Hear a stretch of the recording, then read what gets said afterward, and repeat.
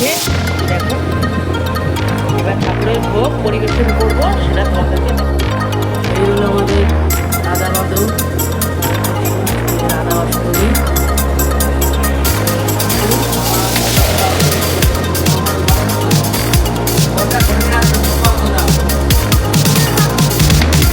আর এই ঠাকুরের ভোগ দিয়ে দিয়েছি।